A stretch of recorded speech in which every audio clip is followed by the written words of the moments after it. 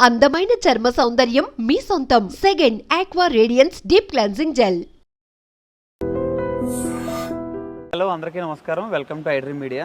యాక్చువల్గా మనతో ఉన్న పర్సన్ ఏంటంటే ఆవిడ చాలా డౌన్ టు ఎర్త్. ఆవిడ సీరియల్లో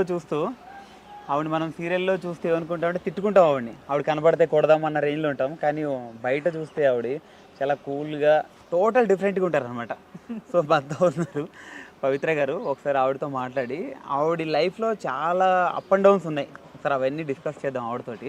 యా, హాయ్ మేడం, నమస్తే అండి. నమస్తే. ఎట్లా ఉన్నారు మేడం? Always super. ఓకే, ఇప్పుడు త్రినయని సీరియల్లో మీ క్యారెక్టర్ చూస్తేనేమో బాగా వైలెంట్గా ఉంటుంది, అందులో బయట చూస్తేనేమో మీరు చాలా టోటల్ డిఫరెన్స్. ఎట్లా త్రినేనిలో ఉన్నది తిలోత్తమ, బయట ఉన్నది పవిత్ర. కానీ ఎక్కువ అందరూ తిలోత్తమ అనే పిలుస్తారు. సో ఎక్కడికి వెళ్ళినా, ఈవెన్ కర్ణాటక వెళ్ళినా కూడా, ఇప్పుడు కన్నడలో నేను అన్ని సీరియల్స్ చేసిన తిలోత్తమ అనే గుర్తుపెడుతున్నారు. సో అదొక హ్యాపీ ఫీల్. అది సో మీ లైఫ్లో చూసుకుంటే మేడం, మీరు చాలా స్ట్రగుల్ అయ్యి వచ్చారు చాలా. ఐ మీన్ మీరు హౌస్ కీపింగ్ దగ్గర నుంచి సో అట్లా సేల్స్ అవన్నీ చూసుకుంటూ ఇప్పుడు ఈ స్టేజ్కి వచ్చారు. సార్ అవన్నీ చూస్తుంటే ఏమనిపిస్తుంది ఒకసారి బ్యాక్ మొత్తం? నాకేం అది పెద్దగా కనిపించట్లేదు, ఎందుకంటే మన ఇండస్ట్రీలో నాకన్నా ఎక్కువ కష్టపడిన వాళ్ళు చాలామంది ఉన్నారు. సో ఇంకా కష్టపడుతూనే ఉన్నారు కూడా. సో అవన్నీ చూస్తుంటే నాదేం పెద్దగా అనిపించట్లేదు. అండ్ వన్ మోర్ థింగ్, నేను కొంచెం చాలా పాజిటివ్గా ఆలోచిస్తా.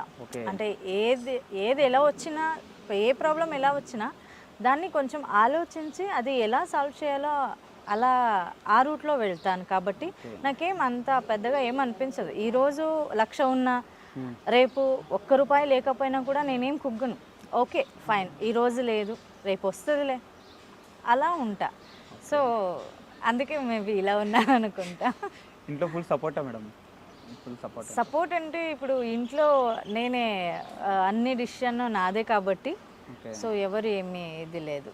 సో అంటే నేనేం స్టెప్ తీసుకున్నా కూడా అది కరెక్ట్గానే ఉంటుంది అనే ఒక ఒపీనియన్లో వాళ్ళు ఉంటారు. ఓకే, అంటే స్టార్టింగ్ మీరు ఇట్లా ఇండస్ట్రీకి వస్తా అన్నప్పుడు వాళ్ళ రియాక్షన్ ఏంటి? ఇంట్లో వాళ్ళ రియాక్షన్ అంటే అప్పుడు మన పరిస్థితి ఎలా ఉంది అంటే 2 times ఫుడ్ దొరికితే చాలు అన్నట్టు ఉంది పరిస్థితి. కాబట్టి సో ఓకే, ఏదో ఒక పని దొరికింది, పని చేస్తుంది అంతే తప్ప ఇంకేం అది నేను కూడా ఎప్పుడు అనుకోలేదు నేను ఒక ఇండస్ట్రీకి వెళ్తాను, నేను ఇలా అవుతాను, ఎప్పుడు నేను అనుకోలేదు. అండ్ కొంతమంది అనుకుంటారు కదా డ్రీమ్, అది అలాంటివి ఏమీ లేదు. ఫుడ్ కోసం వచ్చా, అది ఎలా తీసుకొచ్చిందో అలా వచ్చేసాను. సో ఇక్కడి వరకు వచ్చాను. అది అవునవును, డైరెక్షన్ డిపార్ట్మెంట్ నుంచే వచ్చా. ఇప్పుడు కూడా నాకు డైరెక్షన్ అంటేనే చాలా ఇష్టం. ఓకే, నెక్స్ట్ అయితే తొందరలో మిమ్మల్ని డైరెక్టర్గా చూడొచ్చు. అవునవును, ఇప్పుడు యాక్చువల్లీ స్టార్ట్ చేసుకున్నాను, సాంగ్స్ డైరెక్షన్ చేయడానికి స్టార్ట్ చేసుకున్నాను. చిన్నది స్మాల్ నుంచి పెద్దగా వెళ్ళాలి అనేది నా ఇది. సో స్మాల్గా స్టార్ట్ చేశాను అన్నమాట. మీకు ఇండస్ట్రీలో ఇన్స్పిరేషన్ అంటే ఎవరు చెప్తారు?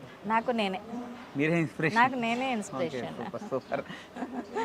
బికాజ్ ఎందుకంటే ఇప్పుడు ఒకరిని చూసి నేను నేర్చుకున్నాను అనడానికి నాకేం లేదు.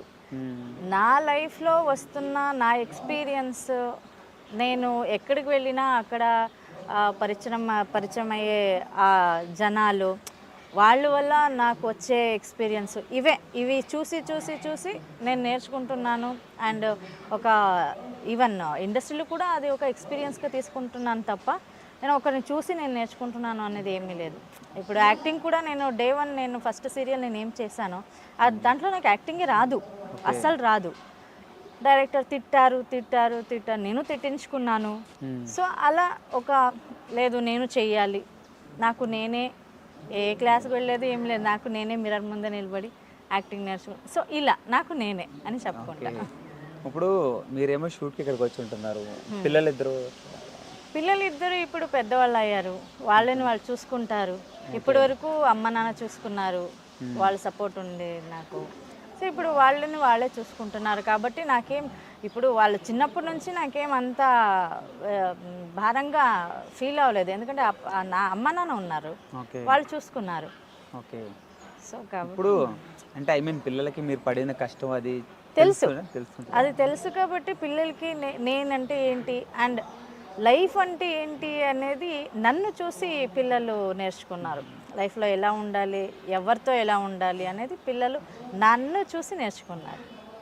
ఇప్పుడు అంటే మీ మదర్ గారు అమ్మ అంటే అందరికీ ఒక ఇన్స్పిరేషన్, ఒక ఎమోషన్. అవునవును. సో మీ అమ్మగారి నుంచి మీరు ఏం నేర్చుకున్నారు పిల్లలకి? అమ్మ నాకు ధైర్యం ఇచ్చారు. అమ్మ అంటేనే నాకు ధైర్యం.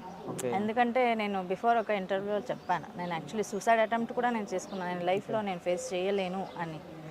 అప్పుడు నాకు ధైర్యం చెప్పిందే మా అమ్మ.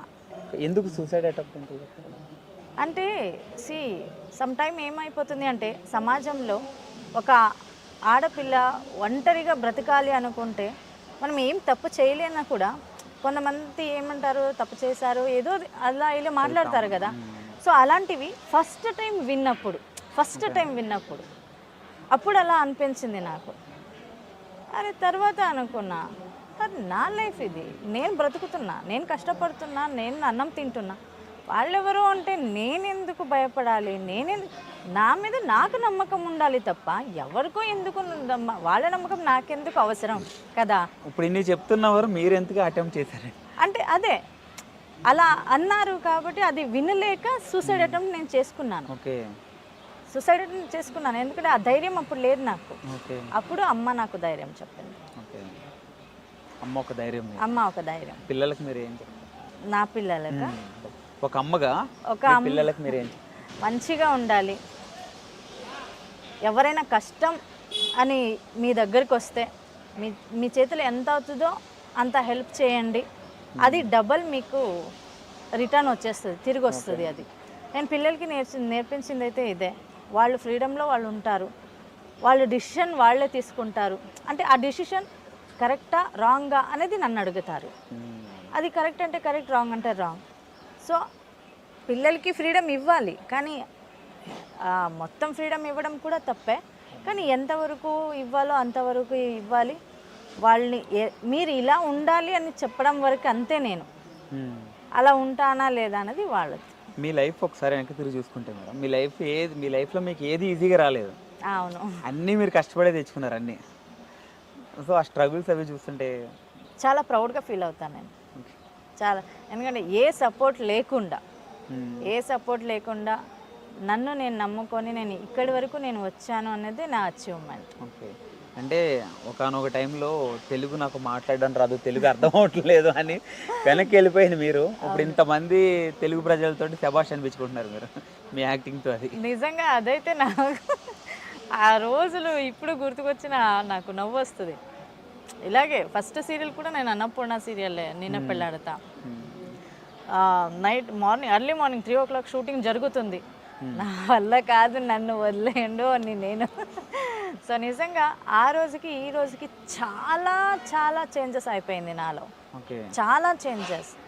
ఇప్పుడు నేను తెలుగులోనే సాంగ్స్ చేస్తున్నా, తెలుగు మాట్లాడడం రాదని భయపడి తెలుగు రాస్తున్నా, తెలుగు చదువుతున్నా. అంటే అదొక ఛాలెంజ్గా నేను తీసుకున్నా. ఎందుకంటే ఆ రోజు ఒక 3-4 ఆర్టిస్టు నా ముందే మాట్లాడారు కాబట్టి, ఆ మాట నేను విన్నాను కాబట్టి, సో అప్పటి నుంచి నేను ఛాలెంజ్గా తీసుకున్నా. అది వితౌట్ ప్రాంప్టింగ్ కూడా నేను డైలాగ్ చెప్తాను. నేను చూసాను. నువ్వు ఒక సాంగ్ ఏమన్నా మా అభిమానుల గురించి, మీ అభిమానుల గురించి ఒక పాట ఏమన్నా పాడతారా? నేనా అభిమానులు అవుతారా ఏమని అనుకుంటే? లేదు పర్లేదు, పాడండి. అందరు మీలో ఉన్న ఈ టాలెంట్ కూడా జనాలకు తెలుస్తుంది. అయ్యో, టాలెంట్ అని ఏం లేదు. అప్పుడు అంటే ఒక టైంలో నాకు తెలుగు రాదు అని భయపడింది మీరు, ఇప్పుడు పాటలు కూడా పాడి స్టేజ్కి వచ్చారు. ఇప్పుడు అవును, ఒక ప్రౌడ్ మూమెంట్ కదా. నాకు అంతఃపురం సాంగ్ చాలా ఇష్టం, సౌందర్య నా ఫేవరెట్. Okay, super. సో అసలేం గుర్తుకు రాదు నా కళ్ళల ముందు నువ్వు ఉన్నగా, అసలేం తోచదు నాకు ఓ నిమిషం కూడా నిన్ను చూడక, నీలో ఉందే నా ప్రాణం అది నీకు తెలుసునా, పున్నా నేను నీ కోసం. Thank you. సూపర్. అంటే మామూలుగా పాడడం వేరే, ఫీల్ అవుతూ పాడడం వేరే. ఆర్టిస్ట్ కాబట్టి ఆ ఫీల్డ్లో ఒకరు ఉంటారు కాబట్టి. ఓకే, మీ లైఫ్లో ఒక మర్చిపోలేని బ్యాడ్ మూమెంట్ అంటే ఏం చెప్తారు? చాలా ఉన్నాయి అలాంటి మర్చిపోలేని. అంటే ఇప్పుడు కూడా ఆ గుర్తొస్తుంటే కొంచెం ఉలిక్కి పడతాం. మర్చిపోలేని బ్యాడ్ ఇన్సిడెంట్ ఉంది. అంటే నా పిల్లలు ఇంకా చిన్న పిల్లలు. నేను అప్పుడు గార్మెంట్స్, మీకు ఐడియా ఉంది అనుకుంటా, గార్మెంట్స్కి పని చేస్తున్నాను అనమాట, గార్మెంట్స్లో. అప్పుడు నేను పని ఫినిష్ చేసుకొని ఇంటికి వచ్చినప్పుడు అప్పుడు ఫుడ్కి కూడా చాలా కష్టం. అమ్మ నాన్న ఇద్దరు పిల్లలు, చిన్న చిన్న పిల్లలు ఇంకా. సో వాళ్ళకి పక్కింట్లో పిల్లలు ఫ్రూట్స్ తింటున్నారు. అప్పుడు పిల్లలు అది చూస్తూ నిలబడ్డారు. అప్పుడు ఆ పిల్లలు అమ్మమ్మ ఉంటారు కదా, కొట్టేశారు నా పాపని. అది నేను అసలు నా లైఫ్ లాంగ్ నేను మర్చిపోను. బట్ నేనేనా అంటే అవంతా మనకి అవ్వాల్సిందే. అలాంటి ఆ ఇన్సిడెంట్స్ జరిగితేనే మనకి అలాంటి దెబ్బ పడాలి. అందుకే నేను ఈరోజు మా పిల్లలు ఇప్పుడు ఏం కావాలన్నా తింటారు అంతే. ఓకే, హ్యాపీ మూమెంట్ చాలా ఉన్నాయి. అంటే చాలా ఉన్నాయి, కానీ ఒక్కటి ఫస్ట్ వచ్చిన హ్యాపీ మూమెంట్ అట్లా ఒకటి ఉంటుంది. నేను కార్ తీసుకుంది. ఓకే, నేను కార్ ఆల్టో తీసుకున్న ఫస్ట్ కార్ నాది. ఆ రోజు నేను ఏదో ఒక అచీవ్మెంట్ నాది అన్నట్టు ఫీల్ అయ్యాను అంతే. అంటే ఏదైనా కొన్ని చాలా జనరేషన్లు అవుతుంటే మనకి తొందరగా సక్సెస్, తొందరగా అంటే ఫెయిల్ నుంచి తొందరగా సక్సెస్ రాలేము. మీరు రెండు అనుభవించినారు, రెండు అటు బాగా డౌన్ చూసారు, ఇప్పుడు ఒక స్టార్డమ్ అంటే స్టేజ్కి వచ్చాను. ఇంకా చూడాల్సింది చాలా ఉంది. ఫ్యూచర్లో సినిమాల్లోకి ఎప్పుడు రాదు? సినిమాలు చేయాలని చాలా ఉంది నాకు, కానీ సీరియల్ చేస్తున్న వాళ్ళకి డేట్స్ అనేది ప్రాబ్లం చాలా అయిపోతుంది. సో దీని మధ్య ఒక బుచ్చినాయుడు కండ్రిగా తూర్పు ఇది ఒక మూవీ చేశాను, మంచి క్యారెక్టర్ చేశాను. బట్ అప్పుడు ఒక హోప్ పెట్టుకున్నా ఆ క్యారెక్టర్ చేసినప్పుడు. సో తెలుగు ఇండస్ట్రీ నాకు ఒక సినిమా ఇండస్ట్రీ కూడా ఇది చేయొచ్చు అని. కానీ నా బ్యాడ్ లక్ ఏమో అనుకుంటా, సినిమాలు ఏది రాలేదు. ఇక్కడే బాగా వస్తుంది కదా మీకు, బాగా వస్తుంది. అయ్యో నాకు నిజంగా త్రినయని అనేది నాకు ఒక గాడ్ గిఫ్ట్. అది అన్ని సీరియల్లో ఒకటి, ఒక సీరియల్ కొంచెం డిఫరెంట్ గ్రాఫిక్స్ అవి ఇప్పుడు కూడా ఇది 1000 క్రాస్ అయినా కూడా టాప్ 1లోనే ఉంది project. And Annapurna starting Annapurna, అవునవును, ఎక్కడి నుంచి వచ్చా అక్కడే ఉన్నాను. అండ్ ఇదొక బాండింగ్ ఎక్కువ ఉంది అన్నపూర్ణకి నాకు. అంటే అందరూ టెక్నీషియన్స్ కానీ ప్రొడక్షన్ కానీ అందరితో నేను క్లోజ్ ఫ్రెండ్లీగా ఉంటాను. నేను మీరు చూసారేమో, నేను అంత క్లోజ్గా హ్యాపీగా ఉంటాను కాబట్టి హ్యాపీ అంతే. ఓకే, మీ లైఫ్లో బిగ్ డ్రీమ్ అన్నది ఏం లేదు. ఏదైనా ఒక డ్రీమ్ మీ లైఫ్లో, మంచి డైరెక్షన్ చేయాలి అన్నది, డైరెక్టర్ అవ్వాలి అన్నది, డైరెక్టర్ పవిత్ర జరామ్ అనే పేరు నేను తెచ్చుకోవాలి అనేది ఒక ఆశ ఉంది. సక్సెస్ఫుల్గా మీరు అనుకున్న డ్రీమ్స్ అన్నీ ఫుల్ఫిల్ అవ్వాలని, అవుతాయి కూడా. ఎందుకంటే మీరు ఎవరి మీద డిపెండ్ అవ్వకుండా మీకు మీరే కష్టపడుతూ చేస్తున్నారు ఏదైనా కానీ. అఫ్ కోర్స్ అది ఎప్పుడు నేను చెప్పేది అందరికీ అదే, మిమ్మల్ని మీరు నమ్ముకోండి. 10 మంది 10 మాటలు చెప్తారు, ఎవరిది వినకండి. మీకు సరి అనిస్తా ఓకే, లేదా కాదు ఇది రాంగ్ అనిపిస్తా వద్దు.